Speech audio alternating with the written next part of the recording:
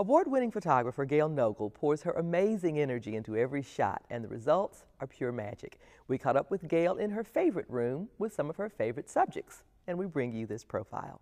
Did you do that? No, I love lammies. You love lammies. Okay. And she loves puppies. Okay. If it sounds like these kids are ready to have some fun, well, they are. Okay, you've got 2 lammies, you got 2 puppies. Okay. And I don't have any. This is Gail Nogle, award-winning photographer, and this is her studio. It looks like a toy shop or a prop room at a theater, but it's all there by design. I've got a lot of things in here. They look like toys, but a lot of them are my tools.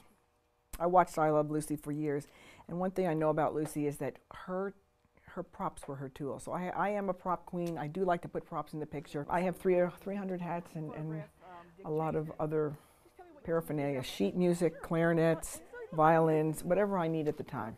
That attention to detail and level of preparation is what sets Gail's work apart from other portrait artists, and it brings out the playfulness in any child that walks through the door. Hippity, hippity, hoppity.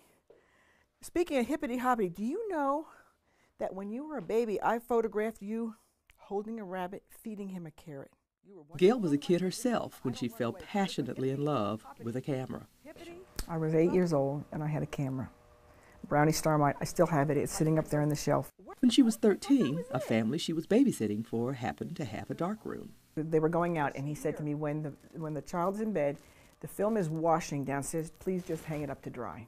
And from that moment, I remember putting that film up there to dry.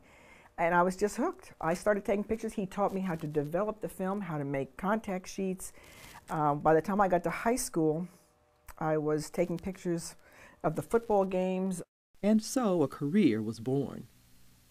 Gail's Mother and Child series has won her national acclaim. I used natural light with it, and I won several awards on these mother babies that I've done, and it's really something beautiful to see. I like the babies under 2 weeks because I use a soft focus lens, and I still use film, and they need to be sleeping because if they're wiggling and moving, then it's very hard to focus that lens. As beautiful as her portraits are, Gail is equally talented with four-legged subjects. Diablo. That horse picture I absolutely love. I was driving, again, I carry my camera everywhere I go. I was driving in South Texas somewhere, and I see these wild horses running wildly over there, way over there. So I pull the car over and I climb over hill and dale, and the moment I stepped up to the fence, there was the horse with the blue eyes staring at me, and I got the shot. It's one of my favorite shots. It's pretty much says what I like to do, which is go in for the kill. You can't miss that horse looking back at you. It's pretty dynamic. Gail also enjoys capturing the beauty of flowers. I have thousands of pictures of flowers that are pretty incredible, but the first probably 500 I was just learning. So after that, you know, it got to be easy, and I look for design within the flower. It's not just taking a picture of a flower, it's looking for design within a design. Although most of the shots are by design, Gail is also adept at capturing the moment, as she did when she found herself in London grabbing a shot of its most famous residence. I'm photographing at Buckingham Palace. The Bobby comes along and says to me, push back, Queen coming through. 4 hours later. I stood there. I said, if I leave this spot, I will never be this close to the Queen again. So I met everybody around me and I told them, if you please lean in when she's standing here and I'll take pictures and I'll send to you and so on. These days, Gail's latest adventure finds her capturing such moments on the local jazz scene. I'm learning to photograph musicians, jazz musicians in particular, blues musicians. I've been to the Bluegrass Festival in Maine in 4th of July this past year.